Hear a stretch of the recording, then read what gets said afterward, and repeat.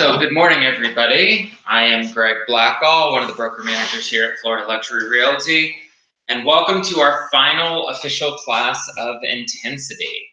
So today we're going to kind of wrap up with the big picture idea of business planning, goal setting, and the numbers. So at this point, we've given you a lot of the technical skills, we've given you a lot of the hands-on applications and a lot of the things that you're going to need to be able to run your business. But what we want to wrap up with is actually looking at the business planning, looking at the goal setting, and setting you guys up for everything that comes next in continuing to grow and generate business. So this is a great class. I really think you're going to enjoy it. Now, the objectives for the class, we're going to learn the purpose and basic steps of creating a business plan. We're going to talk about strategies and why accountability actions will determine your level of success. We're going to set up a tracking financial worksheet to measure the progress of reaching or exceeding your financial goal. We're going to review some scenarios for determining an agent's profitability based on strategies and skill. And then we're going to review the 8 fundamentals of a top producing real estate agent. So as you can see, this is a lot of information that's going to really set you guys up for continuing to grow and thrive in your business. So how do you create a business plan? Think about for a moment that you're starting, let's just say, a carpet cleaning company, right? So you've got to have some basic licenses, you've got to have some basic tools and things to set you up for success. But primarily, your business is skill-based. You're providing a service. So it's similar to what we do in real estate. We don't have a tangible product that we physically sell if we're working with buyers, right? So in this case, we're actually creating a business plan for a service-driven business. And in doing so, what it allows us to do is to think about what some of our costs are and how we can really generate and be more profitable in our service business. So kind of keep that in mind as we go through. So how do we create a business plan? Again, if we were starting a regular company, we would actually have a formal written business plan. And within that business plan, it would talk about what are our fixed expenses, what are our costs, what are some of the adjustable costs, what are the different things that come into doing what we need to do. And in doing so, it would be a written plan. But in real estate, what I find is most agents never actually create a business plan for their business. They just go, you know what, I'm going to go out and buy and sell, help people buy and sell houses, and that's my business. Well, in order to be truly successful, we want to be able to build past that. So what is a business plan? Well, a business plan is the comprehensive plan for meeting your goals. As your business grows, it lets you know where you stand in relation to your goals. Now, if you don't have your goals written down, can you figure out how close you are to meeting them? Maybe. I mean, the argument could be said that you can keep track of all of this in your head, but what happens is, as your business grows and as you become more busy, then it becomes much more difficult to be able to figure out where you are and how it's going and things like that. So I always highly, highly suggest keeping a written business plan and a written goal plan. Now, a strong real estate business plan should answer 3 simple questions. How much more should you budget for marketing to grow your business? How many sales will you have to make to cover your expenses? Okay, there should have been a 3rd question there. Okay, so we're going to say that has 2 simple questions. How much should your budget, or how much more should you budget for marketing to grow your business? And how many sales will you have to make to cover your expenses?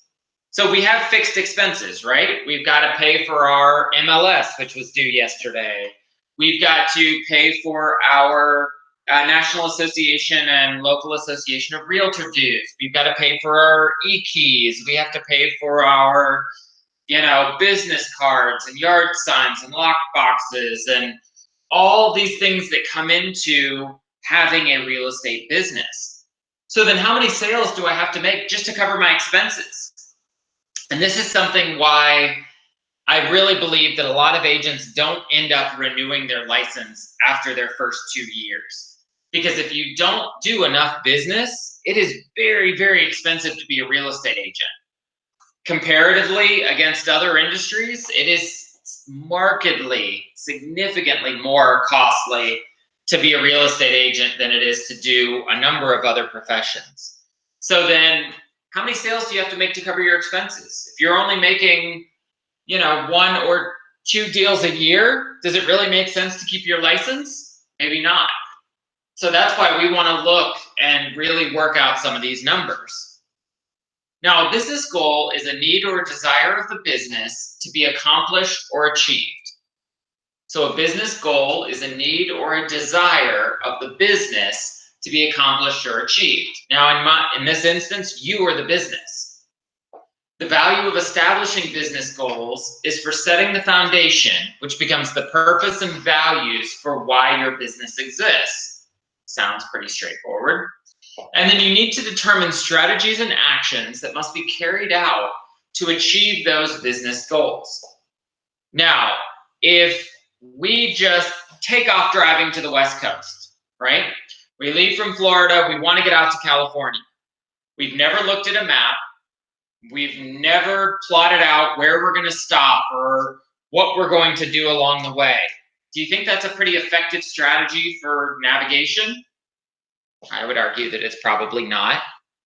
So in turn, this is kind of a similar philosophy to what a lot of real estate agents do. Okay, I want to sell 15 houses this year. Okay, great. That's an awesome goal. How do you want to get there? I don't know. We need that written goal to be able to effectively navigate to where we want to be. So how much income do I want to earn in my business? Well, that's money. That's one of your business goals. It's obviously to make money, right? The second part is where is or what is my passion for providing real estate services other than my income goal? So we have money and we have passion. These are the two driving factors in any business. So if I know what my money goal is, how do I quantify my passion goal? And this really varies from person to person. But keep these two things in mind as we're setting our business goals. So in step 1, what are my goals? Well, maybe it's to close 40 transactions, to earn $100,000 in gross commission income. Oh, there's supposed to be a third thing there too. So my business strategies. A business strategy is your main objective or passion for which an action plan is created. Okay, so this is important. This is the difference between a mission statement and a vision statement in a business. Your mission statement says who you are. I'm a real estate agent. My vision statement is my passion. It's all of the things that feed back to my mission statement. So my business strategy is the objectives or the passions that we use that action plan to achieve. Does that make sense? So now, what are the 8 common lead generation strategies? Well, expireds, sphere of influence, networking, purchasing leads, farming, assisting another agent or joining a team, advertising, and for sale by owners, or I would put expireds in there as well. So lead generation strategies. These are 8 different sources that we could use to generate business, right? Now let's go back to our carpet cleaning analogy. What would be my lead generation strategies in that case? Well, it would be, again, my sphere of influence, networking. I could do internet leads. I could pay to be in the yellow pages. I could have a website. I could do other advertising. I could do trade shows. I could do whatever it is. So these things all kind of work together no matter what your business would be. But your sphere of influence is where everything starts. And the reason for that is those are people who know you, like you, and trust you. And that's kind of the foundation for having anybody to be able to work with you. Networking, that's just going out and meeting other people. There are networking groups that you could join, but networking could just be going out and meeting other people on a Friday night somewhere. Purchasing leads, there's a number of sources out there where you could purchase leads. The quality of those leads are going to vary pretty significantly. In recent weeks, we've talked a lot about farming. So having a farm area and working your farm. Assisting another agent or joining a team, that's another strategy that a lot of agents jump in with and, honestly have some pretty good success with. Because in a normal team environment, you've got kind of a rainmaker at the top that is generating business and then feeding it down to those new agents. So while you're paying a percentage of your commission to be able to get those leads and work those leads, you're being given leads that you wouldn't otherwise get. So it puts you in a position to be able to generate some income more quickly. Again, advertising, we've all seen the agents that have park benches and billboards and things like that. Sometimes advertising is on a grand scale, but sometimes advertising is just putting a business card sized ad in a community newsletter, something like that. Yep, community boards, exactly. So advertising, we think about like the Coca-Colas of the world that are spending millions and hundreds of millions of dollars a year, and we think that is advertising. But sometimes advertising can be something as simple as, like Peter said, just putting it on a community board or something like that, just finding a way to stay in front of people. And then for sale by owners and expired listings, those are people that are already looking to sell their home. So we want to be able to capitalize on those. And then lastly, or the expires we kind of talked about. So step one was looking at the lead generation strategy. Step two are what strategies am I going to use to achieve those goals? Now, the other thing I was going to touch on with this before we moved on was you don't have to do all 8 strategies to be effective. Some of the best agents that I know, and by best I mean the most successful, use about 3 of these. Sphere of influence works for everybody. That's just people you know. But I would challenge that you don't need to do all 8 of these to be able to be effective. So don't feel like I have to take on all of this if I want to reach my goals. Sometimes if you can find a few that you do really well, you can actually achieve just as well rather than trying to take on all of them. So in step 2, what are the strategies to achieve my goals? Well, obviously we talked about my sphere of influence or my circle. Maybe I want to sell luxury homes. So I want that to be my niche. Or I want to do for sale by owners or expireds. I don't need to do all 8. I just need to find the things that I'm going to truly be successful with in order to be able to set my business and my goals up correctly. Now, strategy for success. So what are the 2 factors that will determine the success of your strategies? The first one is your skill level. And the second one is accountability. Now, skill level, if you're new in the business, your skill level is whatever your skill level is. But we can build on your skills. That's part of what intensity does, is it helps take you from, 0 to 80 or 90. We may not have gotten you all the way to 100, but we at least got you rolling. We got you moving in the right direction. And the second part is accountability. And again, in this intensity program, accountability is a big part of it. Showing up for the classes and doing the activities that you need to do and keeping all of that going. But what happens when intensity is over? Do you have an accountability partner? Somebody that's going to keep your feet to the fire to say, hey, you said you wanted to close 40 houses this year. How's that going? How's that $100,000 income going? Because it gets really easy for us to go, you know what? I work for myself. I don't want to get out of bed till 10 o'clock today. I don't have to get out of bed till 10 o'clock today. But we need that accountability. It's just the human nature of who we are and what we do. We need that level of accountability. So if you don't have it, I do highly encourage you to find an accountability partner and really stick to that. So in that same vein, what are the accountability actions? Accountability is the glue that ties commitment to results. So I'll say that again. Accountability is the glue that ties commitment to results. So I'm totally committed to hitting my 100 goals or my 100 transactions this year, or 40 transactions. So I want to sell 40 houses this year. I'm totally committed to that goal.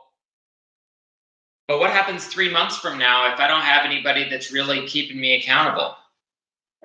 Do I have that self-motivation to actually keep pushing? The answer for you may be yes. You know, there are people that are self-motivated, and that's awesome. But for about 90% of us, that's probably not the case. And so what we need is that accountability that serves as the glue that holds our commitment to our results. So your accountability actions are your daily to-do tasks, which are mandatory in order to accomplish success from your strategies to meet your business goals. So strategy accountability actions. Now this could be done in a Google Calendar. This could be done written down. This could be electronic. This is for you. So these are the accountability actions that are required to achieve my goal. So we've got 3 strategies. Remember, we went back and we talked about these 3 strategies. Now, whatever they look like for you, I would encourage your sphere of influence is always one, but find 2 or 3 others that work. So in strategy 1, I need to lead generate every Monday, Wednesday, and Friday for 2 hours from 9 to 11 a.m. And I need to alternate contact lists from sphere of influence, for sale by owners and expireds, and withdrawn. This is one of my goals within this strategy. Number 2, I need to meet with my accountability partner every Monday at 9 a.m. to hold me accountable to my goal. Now, what's the problem that you automatically see with these? Number 1 says I'm going to lead generate every Monday for 2 hours, and now I've already set an appointment for Monday at 9 a.m., which is exactly what I'm supposed to be lead generating. So I've already kind of created an issue for myself because I can't meet with my accountability partner and also do lead generation. So maybe this should be Tuesday at 9 a.m. And then I need to stick to my calendar. Well, if I'm sticking to my calendar, number 1 and number 2 have caused an issue, but that's okay. So time block lead generation times so that I am not available on Monday, Wednesday, and Friday mornings. I need to set these in stone. Because what happens is these are not always fun. Making the phone calls, doing the lead generation, all those things, they're not fun. So I need to set these in stone that I do not move these appointments unless I absolutely have no other way to avoid it. And then I need to role play with a fellow agent on my scripts or a fellow agent or my accountability partner. So I need to go through the scripts. Just because we finished with intensity, you still need to continue working your scripts and developing that level of finesse to be able to continue to be better and to grow and to encourage you to keep your business going. And then I need to enter all my contacts into the CRM database. I need to add 10 new contacts per week to the database. Now, how do you go about entering new people into a database? Well, you've got to be meeting new people. That's kind of the whole point. And then you would do the same thing for strategy 2 or strategy 3. So how do you determine your financial goal and how do you track it? Now, this is kind of the big how. This is something that I get asked a lot when I sit down with agents and we do some business planning and goal planning for them. The first question I get is, how do you determine what your goal should be? It's a great question. Let's find out. So what is an easier measurement to use for goal setting your income? I changed that to AM. Why that didn't stick? Sorry. What is an easier measurement to use for goal setting your income? So take your goal annual income. Let's say you want to make $100,000 and then you want to divide that by 12 months. And you want to add estimated monthly expenses. Okay, so what are some of our monthly expenses? Well, we may have our e-key that's paid monthly. Maybe we want to take the cost of our annual licensure and break that down over 12 months. If you've got office space, if you're renting an office, that may be an expense. All these things, you want to be able to track your business expenses. People wear and tear is a big one. Yep, vehicles, absolutely. So your result is the average monthly earned commission after the split that you need to earn. So for example, if you're on an 80-20, you would use 1.2 for your monthly commission. So let's say we were at 100,000, 12, 10. Let's say you want to make 120,000, just so we have round numbers. It's 10,000 a month. And then we would divide that. So we've got 10,000 a month, and then with our monthly expenses, let's say it's $1,000 a month. So after our expenses, we can have our monthly commission, and then you multiply it by 42.78. I don't know why this number works, but it does. Scott has some very complicated thing that he used to figure this out, but it actually comes out correct. So your average monthly commission times 42.78 gives you your amount. And the result is the cumulative total of the sold prices of your monthly transactions that you need to accomplish your goal. So let's say my monthly commission needs to be $12,000, $14,000 to be able to make the $10,000 that I want. You multiply that by 42.78, so that means I need to sell right at 4.3 million a year, 4.5 million a year in real estate. So for example, $100,000 income, I need to sell $468,000 a month. So I need to sell $500,000 transaction a month, or two $250,000 transactions a month, whatever that becomes.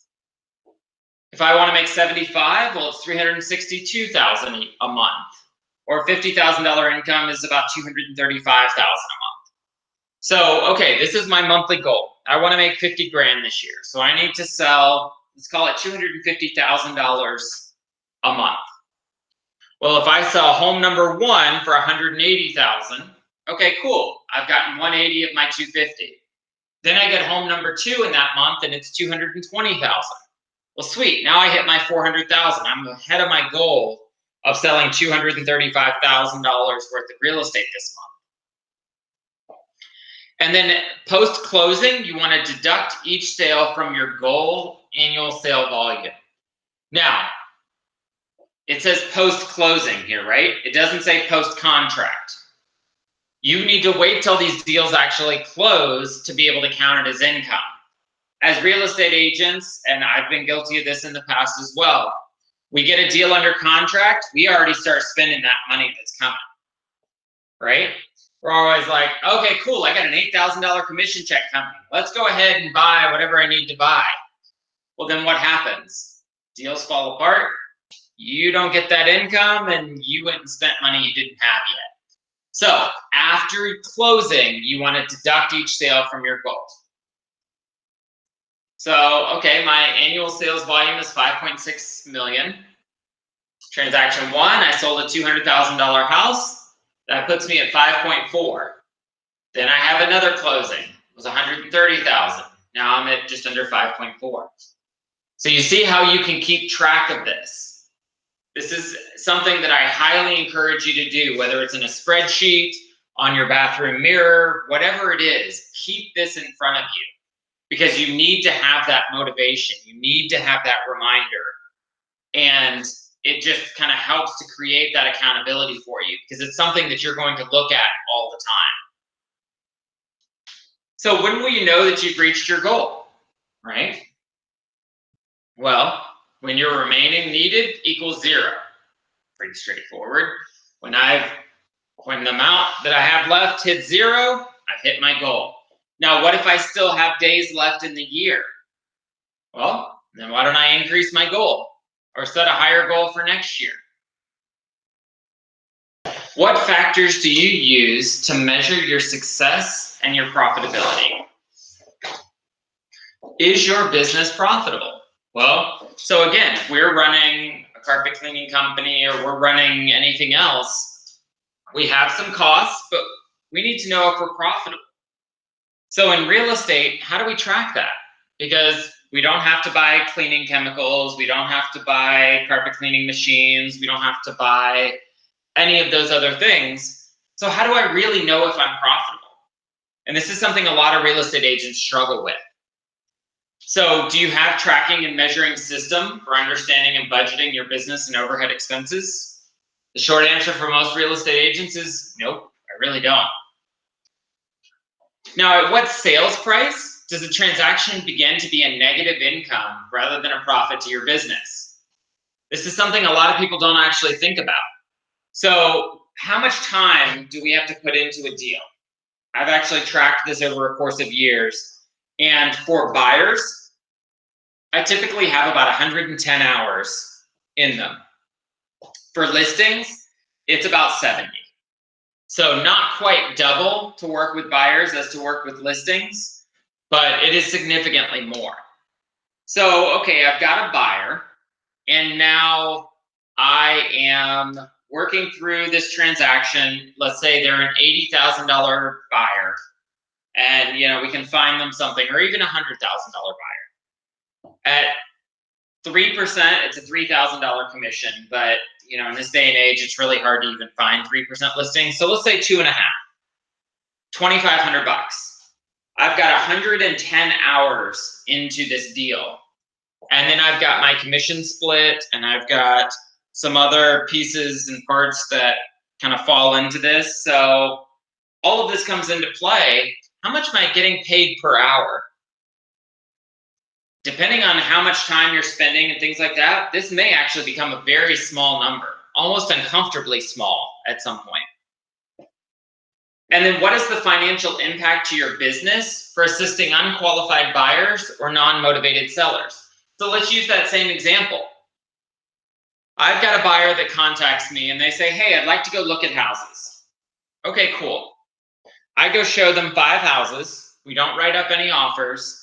And then I come to find out that this buyer isn't actually even pre-qualified with a lender. How much does that just cost me? Because in the end, if I was working at a normal job, I'd be making $10, $12, $15, $20 an hour, right? So at the end of those 5 hours, at $20 an hour, I'd have $100 in my pocket. Exactly. But in this case, I've actually spent money. I've had to put gas in my car. I've spent an entire day driving this client around, and I have absolutely nothing to show for it at the end of it. So this has actually cost me money. So this is why it's really important to have buyers that are pre-qualified with a lender, that are ready, willing, and able to buy. Or non-motivated sellers, the same thing. It's a little bit harder to identify a non-motivated seller. Typically, you can figure it out in your listing presentation. So if you go in there and you say, okay, Mr. Seller, your house is worth $250,000. Are you ready to list it? And they say, I think we should list it for $300,000. Well, at that point, what you have is a seller that is not motivated to sell their home. Because we just went through all of the reasons why their home needs to be priced at a certain price point to be truly effective. But what I've got is a seller that goes, no, I really want $300,000. Well, how much time, money, energy are we going to put into a deal listing a home for $300,000 that's not going to sell? We're spending money. But a lot of agents don't think about it that way. So we want to kind of encourage you to start thinking about some of these things a little bit differently. And then do you have a tracking system to measure your return on investment for external marketing time and financial costs? Are you guys tracking your expenses? And if you're not, I highly encourage you to start.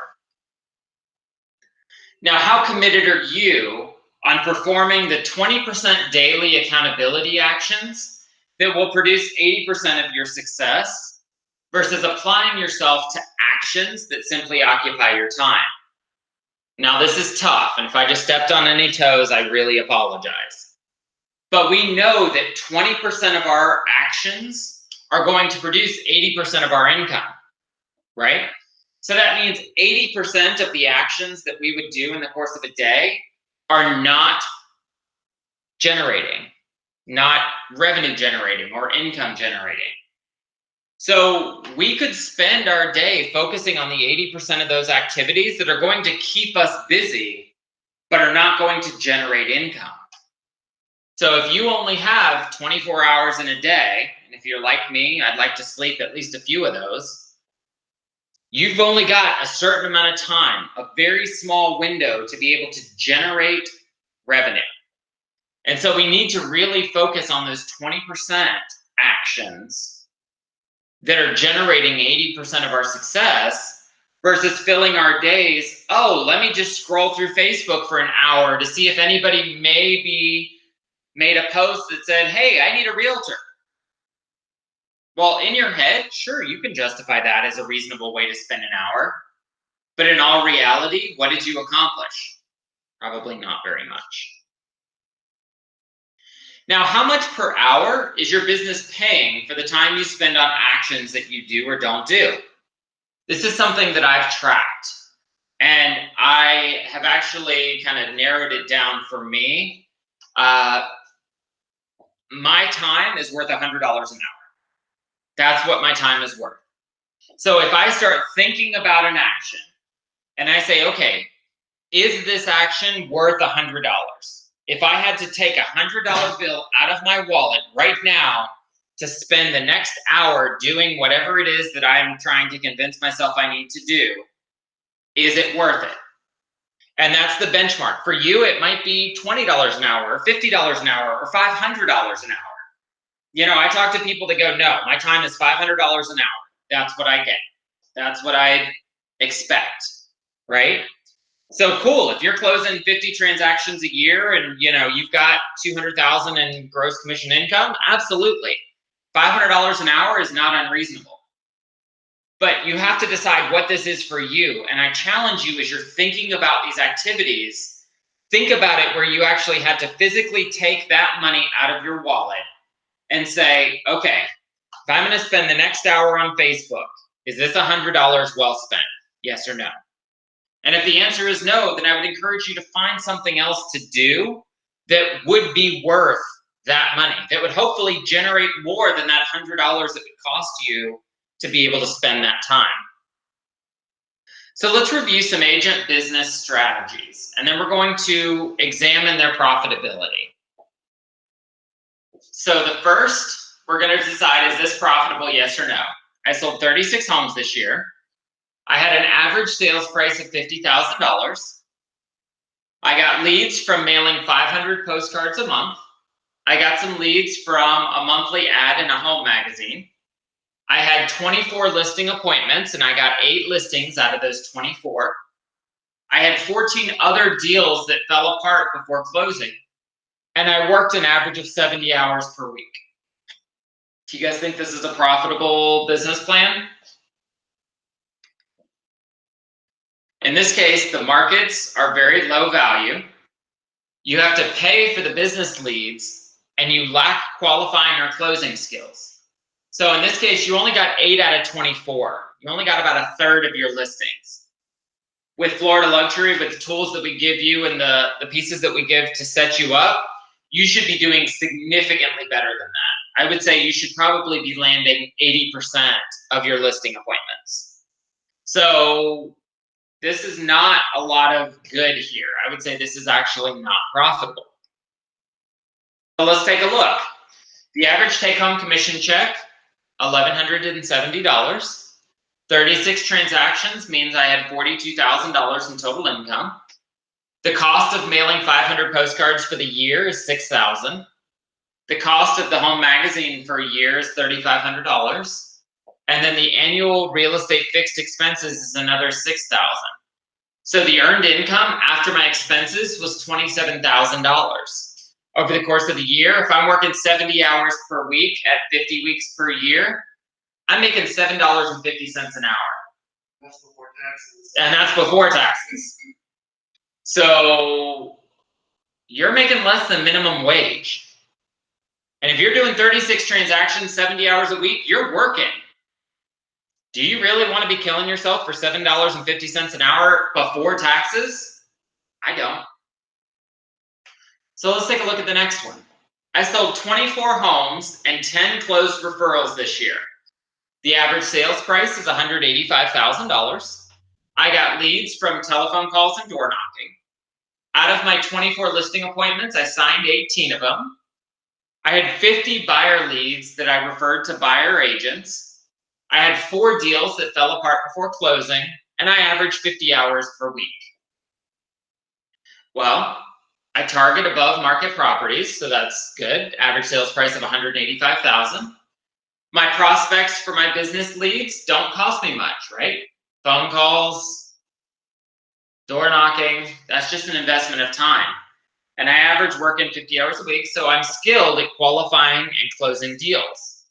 So using this example, my average take-home commission check was just over $4,300. By 24 transactions a year, that means I had $103,000, almost $104,000 in annual gross commission income. I also got 10 referral commission checks for $10,312. My income before taxes was right at $114,000. I had $6,000 in lead prospecting and $6,000 in fixed expenses. So my earned income at the end was $102,000. Again, before taxes. 50 hours per week at 50 hours a week, that's $41 an hour. Would you guys be happy at $41 an hour? Most people would. If you were out working a normal 9-to-5 desk job, 40 bucks an hour is pretty hard to come by. That's not a bad living. So, 100 grand a year, it's pretty good. I'd take it. Now, what is my hourly wage or payroll expense to my business? So for example, $100,000 is $48 an hour for a 40-hour work week. At $75,000, I'm at $36 an hour. For 50 grand, it's at $24 an hour. So think about it this way. If I want to make 100 grand this year, 50 bucks an hour is what it's going to take. So when I sit down and say, okay, if I'm getting ready to do an action, here's a $50 bill. Is this a good use of my money? And that's a challenge that I want you to have as you think through this. Now, there are a number of things out there that work. Expensify is one that we've looked at in the past. It does a pretty good job. It keeps your record-keeping expenses. It organizes and files your receipts. So you can actually go in and use this. It's something that's helpful. So we just kick it in there for you to look at. Now, your goal is not impossible. It doesn't matter that I know that you can do it, and I do. I know that every single one of you that are here today can do whatever this goal is that you set. So if you believe it, you can achieve it. And what matters is that you believe in yourself. That is first and foremost, paramount, absolutely. Because if you say, you know what, I really can't make 100 grand this year, you're right. If you say that you can't, you're absolutely right. Because you haven't convinced yourself that you could. Now, the flip side to that is you can achieve it. You can do it. Let's say that you believe you can make $100,000 this year, right? We just looked at this. $100,000 a year is $48 an hour. I can absolutely be worth $48 an hour. So believe in yourself. Do those accountability actions. Do those things that are going to set you up for success. Because if you don't believe that you can do it, there's no way in the world you can expect anybody else to believe that you can do it. So what are the 8 fundamentals to being a top agent? You've got to have goals. I would challenge that the goals have to be written. You can't just have goals in your head. You've got to develop habits. You have to start early. I would also challenge that, people who don't get out of bed until noon are probably not your $100,000 a year income earners. I don't know anybody that's making 6 figures that doesn't roll out of bed till noon unless they're maybe an IT person that works until 4 o'clock in the morning or something. But outside of that, start early. Use a daily scheduler. Creates accountability. You've got to have quality tools. The good thing is at Florida Luxury, we give you a lot of these tools that you need to set yourself up for success. You've got to practice your skills. It's not good enough to just say, you know what, I did 40 transactions last year. I'm good. Because even some of the top athletes in the world, and I would say all of the top athletes in the world, still practice every single day. Tiger Woods still has a golf coach. Michael Jordan, until the day he retired, still had a basketball coach, a strength and conditioning coach, those kinds of things. You've got to continue to practice to hone your skills. You have to be able to adapt to changes. The one thing that is consistent in real estate is that nothing ever stays consistent.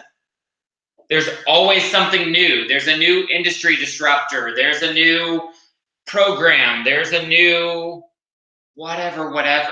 You've got to be able to adapt through the changes to be able to stay on top.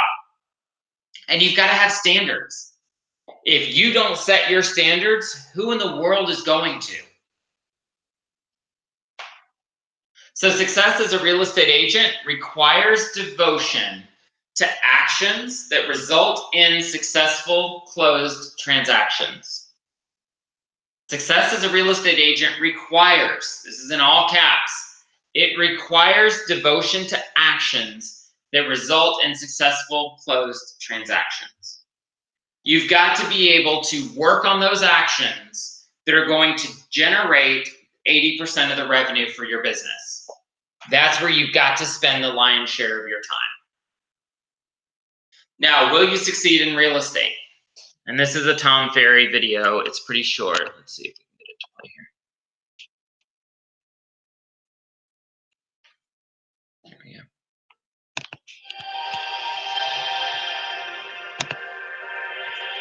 Hey, I'm Tom Ferry. Thanks so much for watching. Welcome to Life by Design, your place online for ideas, inspiration, and how to stay in the right action. So a few weeks back, I was flying from Minneapolis back to Orange County, and I had 75 minutes, so I posted on Facebook, which I'll often do. If you got a question, fire away. And I don't know, maybe 100 people jumped on very quickly and started asking me questions. And about a third of them, surprisingly, were brand new agents. And I thought I'd do a video just for you. Now, before I do got to give you a little shout out. There's a lot we're going to cover here, but I'm going to make this point to you. If you're a brand new agent or you're a veteran and you're starting over or you've been in a slump, this would apply to any one of you that's watching.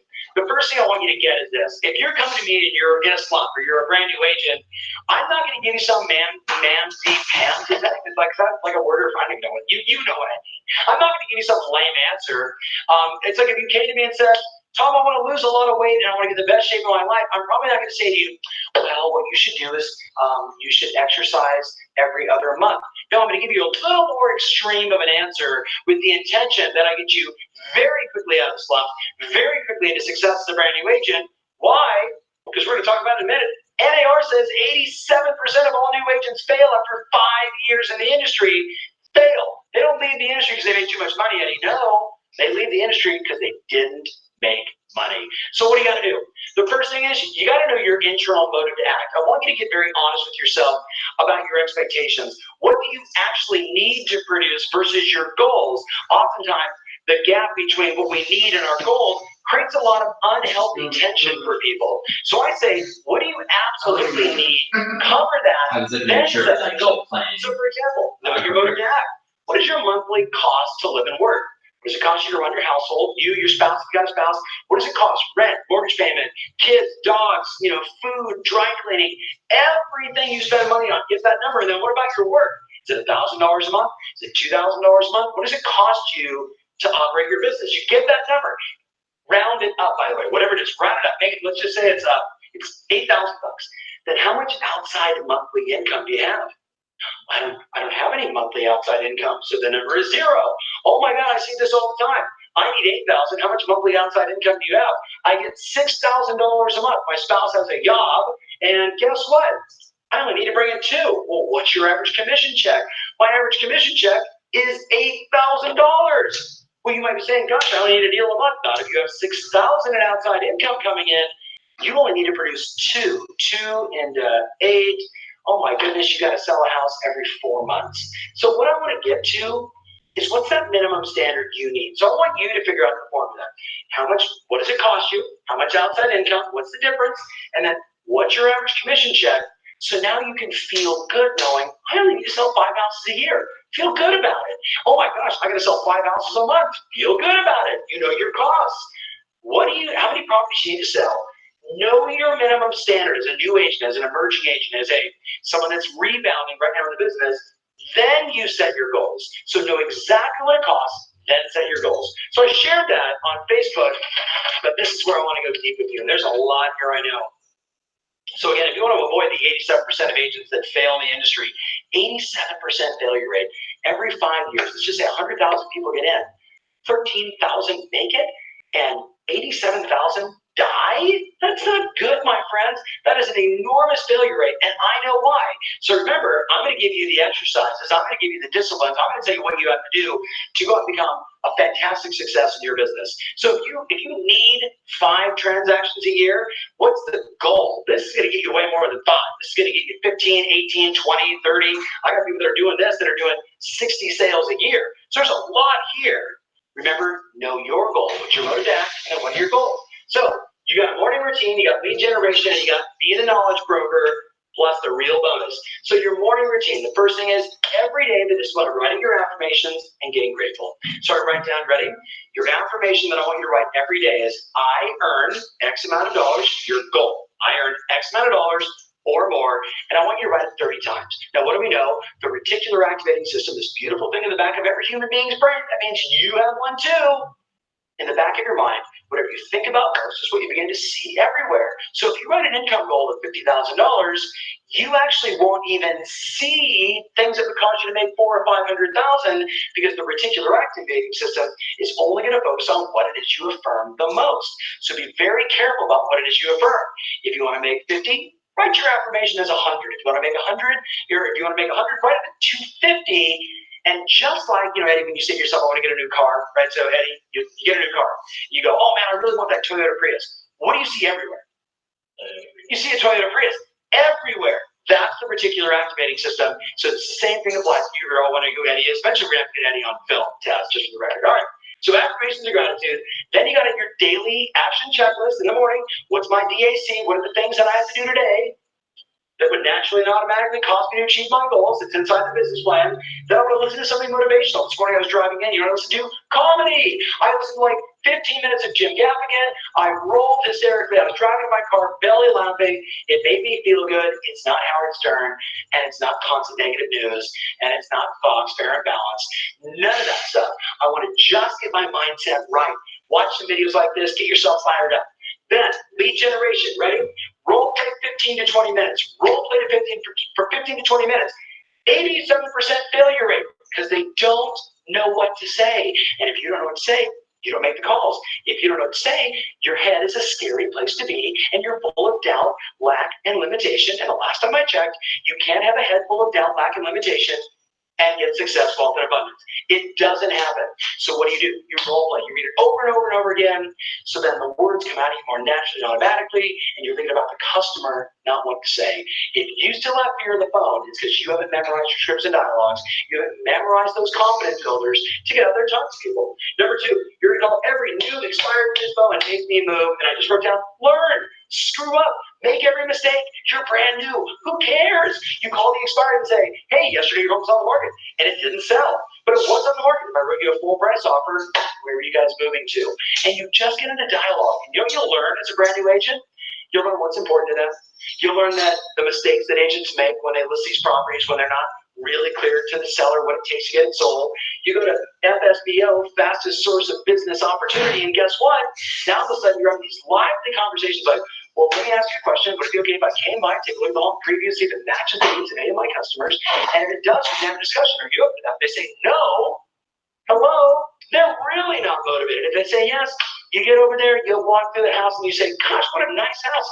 Why are you guys selling? And now you're into their motivation. See, these are the needles in the haystack, my friends. And then every Zillow make me move, right? I saw you put your home on Zillow to make me move, and I was just curious, right? You get into it. Now, all of that For a whole bunch of people watching, you're like, oh, no way, I would never, I'm just gonna call my friends. And I'm gonna be like, wait a minute. 87% of the people fail in the industry. Don't you think a few of those people have that same thought? Don't you think a few of the millions of people that have failed in real estate have the same thought? I'll just call my friends. How'd it work out for them? Something to think about. So then I do want you, by the way, to call and contact 5 people that you know and say, would you like a free home valuation? Who do you know that's thinking about buying or selling? All those basic things. But notice, I want to do this stuff first. I want to, get the hard stuff out of the way first. Then make those easy, fun calls. Then I'm gonna do my lead follow-up. So that's lead generation. And then be the knowledge broker. I wrote down 3, but I only have 2. Number 1, read KCM every day. Keeping Current Matters. My good buddy Steve Arney, big shout out to them. Keeping Current Matters. So you have the real estate analytics behind the trends of the market. So you can speak powerfully when you're talking to a customer about why now is the time to buy a condo, but not a single family, or why selling in the 4th quarter is far better than selling in the 1st quarter. And here's the analytics. It empowers you. Keeping Current Matters. I think it's .com. Google it. And then the last thing I wrote down is study the daily hot sheets. There's nothing more important for a brand new agent or emerging agent or someone that's making a rebound to know every day what listed, what sold, what canceled, what expired, what closed, what were the numbers, what were the prices. Know the market. Be the knowledge broker. See, here's what I find. Like, when you've got all those little interesting details about what's happening in the market, now you want to get on the phone and talk to people. You want to say to the expired listing, I'm shocked because there's 15 other properties that just sold this last week and your home didn't sell. I'm kind of scratching my head. But since I didn't get a chance to see your home while it's on the market, why don't you invite me over and allow me just to take a look at the house, and maybe I can make some recommendations, because homes are clearly selling in our marketplace in your price range. So I'm scratching my head wondering why yours didn't. What would be the best time for me to come by? See, by reading and knowing the daily numbers, what's happening in the market, you become the knowledge broker. Now, last thing, long video. Long video. Yeah. But good video, I hope. Send me some feedback. I never asked for this before.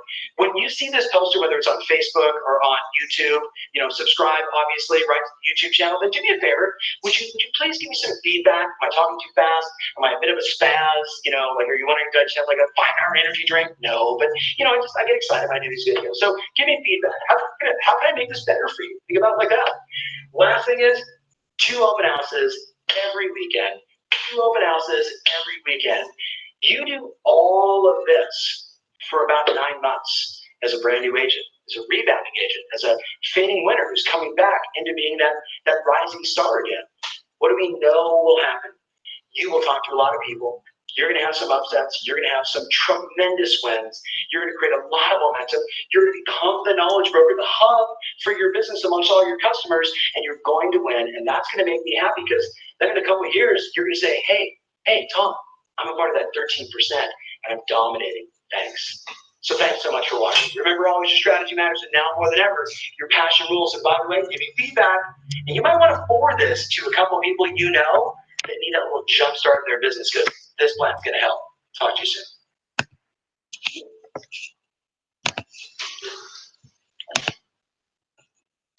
All right, so will you succeed? Yep, go ahead. Tiana asked, hey, what needs upgrading your business plan? Also, I mentioned to Dan a month ago, I would like to work with a seasoned agent to make income faster so I can become full-time much bigger. So, tell me the question again.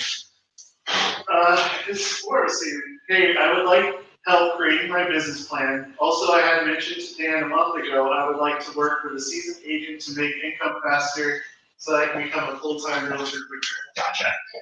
He said it's not a question, it's more a statement. Gotcha. Yes, so sitting down business planning, obviously I'd be happy to sit down with you and do that. Working with other agents, we can discuss that as well. There are agents in the company who, would be willing to work with a newer agent and things like that. Just understand, typically in those types of situations, there is some give and take. If they're giving you the business, obviously you're going to be giving back a portion of your commission and things like that. But we can absolutely discuss that, once the class ends. Do you guys have any other questions? Anything about, talking about business planning, goal setting? Very much to Tiana's point, I'd love to sit down with you guys and talk about what your business goal is, talk about some strategies and things that we can do to help you really reach that level of success that you're looking for. Any other questions? All right. Well, thank you guys for participating. I hope you found this to be useful. And then this, like I said, was the last class of intensity for this period. But we encourage you, we always have classes going throughout our offices to come in and join them. Just like we are on this, we will be broadcasting all of our future classes through the Google Meet system. So if you can't get into the office to join us, we do highly encourage you to be able to jump online and be able to participate with us, as well. So thank you guys so much for being with us, and we'll see you soon.